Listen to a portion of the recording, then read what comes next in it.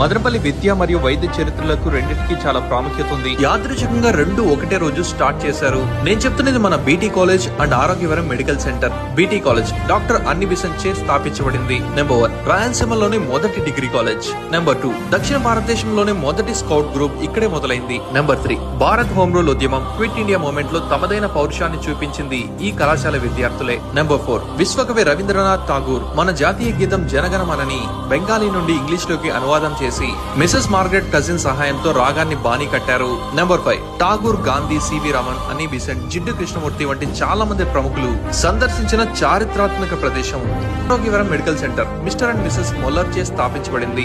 Number 1 దక్షిణ భారతదేశంలోనే మొదటిగా టీబీ వ్యాధిగ్రస్తులకి వైద్యం అందించింది ఈ హాస్పిటల్లోనే.